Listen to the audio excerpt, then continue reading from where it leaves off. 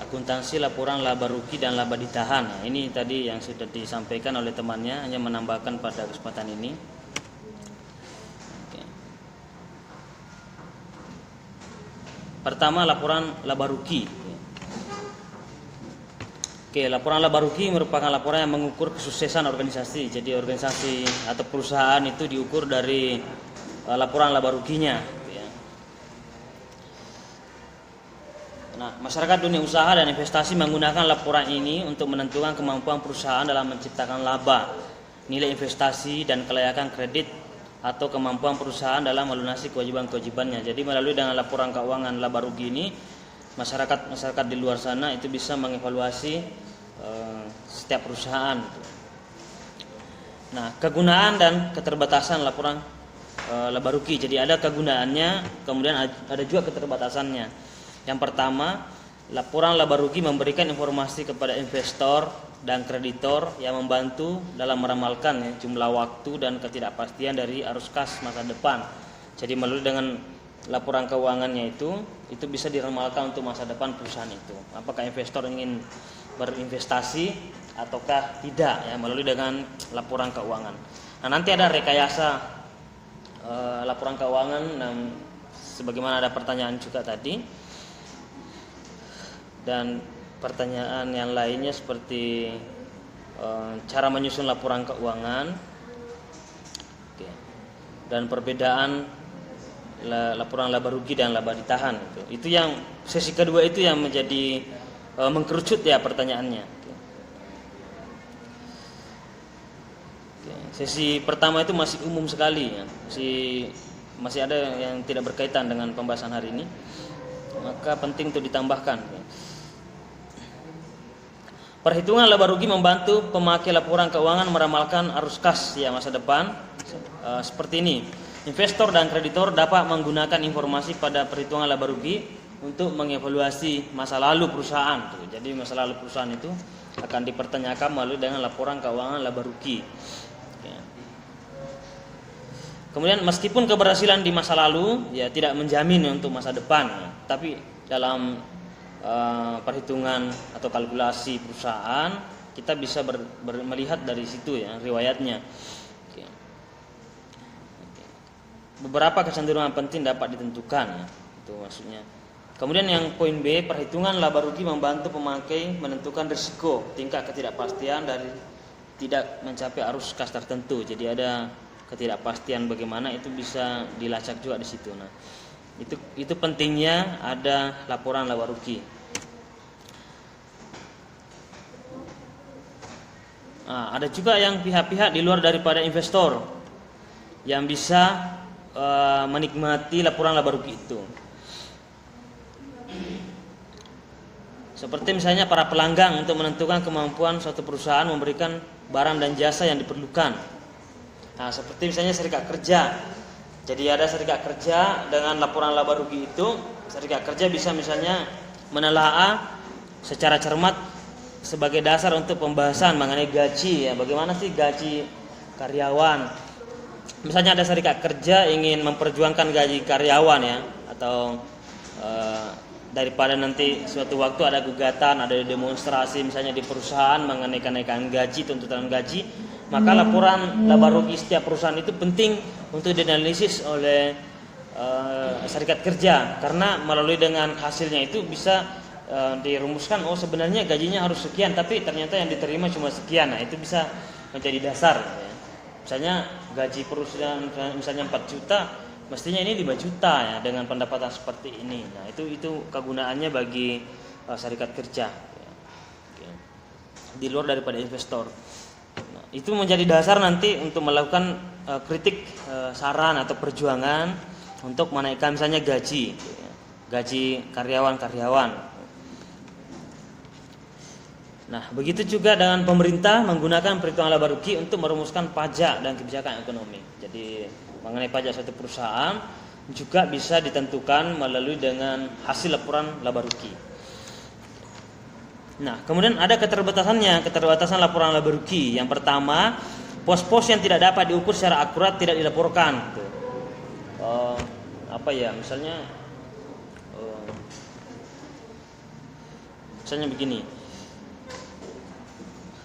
seiring banyak yang mengkonsumsi misalnya Coca-Cola. Coca-Cola ini kan perusahaan di Amerika atau perusahaan-perusahaan di Eropa juga berkembang ini Coca-Cola dan sampai ke Indonesia gitu ya. Nah, tetapi perkembangan Coca-Cola ini misalnya secara drastis itu tidak bisa ditulis dalam laporan laba rugi karena tidak bisa diukur gitu ya. Itu maksudnya ya, pos-pos yang tidak dapat diukur secara akurat tidak dilaporkan. Contoh pada saat terjadi perubahan nilai, keuntungan dan kerugian yang belum terrealisasi atas sekuritas investasi tertentu. Oke. Mungkin misalnya di Indonesia sebelum Lebaran minyak goreng gitu ya, pas menjelang Lebaran minyak goreng langsung naik drastis itu. Nah, kenaikan cepatnya itu ya kita tidak bisa melaporkan itu kenaikannya gara-gara apa gitu ya. Tidak dilaporkan ya itu keterbatasannya karena belum ada rumusnya gitu. Kita bisa hanya mengukur bahwa semakin banyak permintaan semakin tinggi misalnya penjualan gitu ya atau harga. Oke.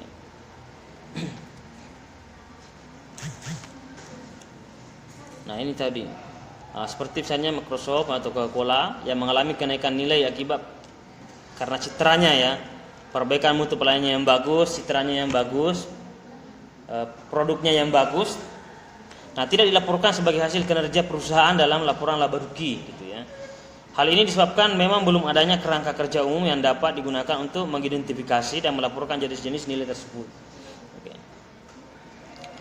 Oke, kita hanya bisa mengatakan bahwa kenaikan produksi, kenaikan pendapatan hanya karena pelayanannya bagus. Tapi merumuskan secara spesifiknya itu berapa kenaikannya itu yang tidak dilaporkan. Nah, ini ada pertanyaan tadi. Sebenarnya pemakalah sudah memberikan bagan ya, tapi terlalu banyak hitung-hitungannya, mungkin bisa disederhanakan. Jadi ada dua bentuk laporan laba rugi. Ya, yang pertama bertahap atau multiple step itu bentuknya seperti laporan laba rugi di mana pengelompokan terhadap pendapatan dan biaya-biaya disusun dalam urutan tertentu. Nah, ini kalau laporan bertahap.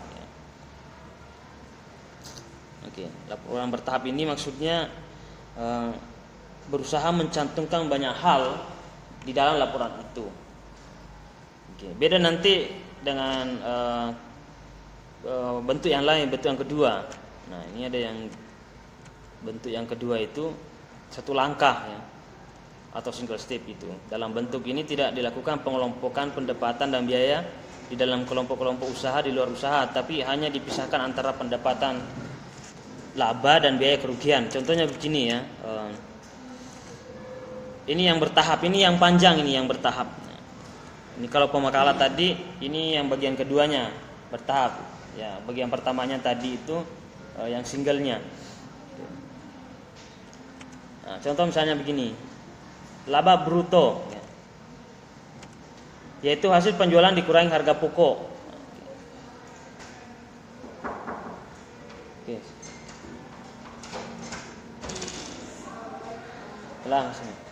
Contoh perusahaan ya, contoh misalnya perusahaan Yamaha gitu ya, menjual satu unit motor 20 juta misalnya satu unit. Biaya produksinya itu 10 juta, maka laba brutonya berapa? Misalnya begini ya, 20 juta. Ini nih. Contohnya begini. Ini 20, kemudian ini 10. Berarti 10 ya. Brutonya 10.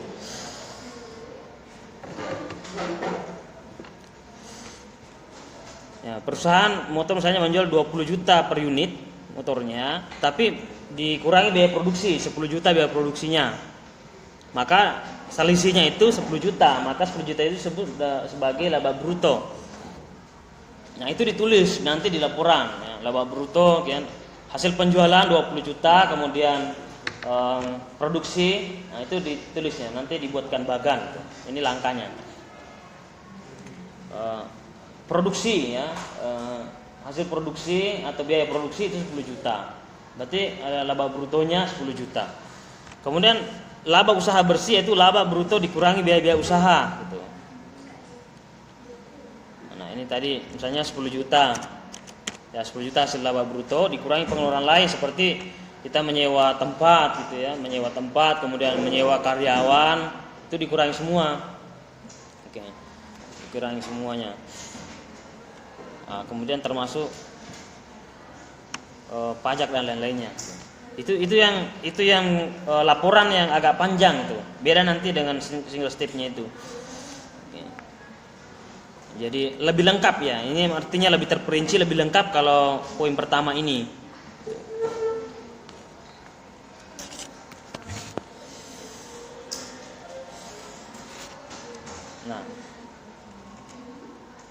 Nah, biasanya laba bersih itu disimpan di bagian bawah laporan ya, laporan keuangan atau laporan laba rugi itu paling bawah, itu laporan laba bersihnya. Oke. Nah, nanti bagian-bagian akhir ada juga laba bersih sebelum pajak. Jadi laba bersih misalnya tadi sudah 5 juta itu dikurangi dengan biaya yang lain tinggal 2.500.000 misalnya ya. Nah, itu ditulis. Nah, nanti 2.500.000 ini disebut sebagai laba bersih. Tapi belum keluar pajak, laba bersih terus pajaknya berapa, itu nanti di bawahnya ditulis juga pajaknya berapa dan total keseluruhan di bawah. Jadi ada namanya laba bersih sebelum pajak. Misalnya tadi sudah dikurangi semua dari 5 juta hasil pendapatan itu 1 unit motor itu, dikurangi sewa gedung, gaji karyawan dan lain-lainnya, disebut sebagai laba bersih sebelum pajak. Kemudian di bawahnya ditulis biaya pajak. Nah, bagian akhir hasilnya itu dikurangi ya, laba bersih sebelum pajak dikurangi pajak, kemudian di bawahnya laba bersih. Nah, itu mungkin hitungannya nanti sekitar 2 juta misalnya ya, laba bersihnya. Begitu cara perhitungannya secara terperinci. Nah, kalau contoh dari pemakalah kelompok 6 tadi itu sudah ada contohnya dan simpel ya. Nah, seperti misalnya tadi satu langkah. Nah, satu langkah ini yang pertama pendapatan saja kemudian ditulis, kemudian labanya berapa dan biaya kerugiannya. Itu saja yang membedakan ya bentuk laporan laba rugi. Nah, kemudian poin yang keempat, komponen laporan laba rugi. Pendapatan penjualan merupakan total jumlah yang dibebankan kepada pelanggan atas barang dagangan yang dijual perusahaan, baik itu meliputi penjualan tunai maupun kredit. Itu ada komponen-komponennya. Nah, nanti dibaca saja makalah temannya dan itu sudah ada juga. Nah, tapi yang ini tidak ada di makalah ya. Ini tambahan yang Bapak usahakan lengkapi yang tidak ada di makalah itu ya, supaya tidak berulang pembahasannya. Semua yang ada di PowerPoint ini tidak ada di makalah. Kecuali yang bentuk-bentuk tadi itu ada kemiripan itu ya, tapi penjelasannya berbeda.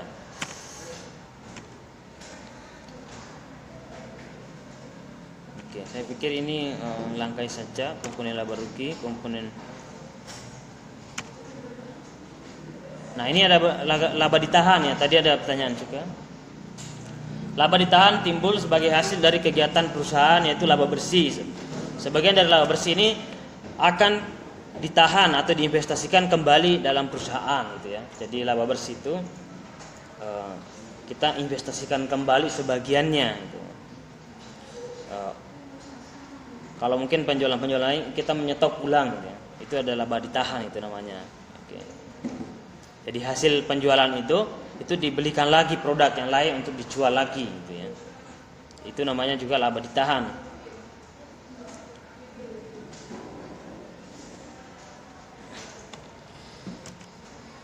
Nah, ini yang terakhir rekayasa laba ya. Ini juga pertanyaan tadi.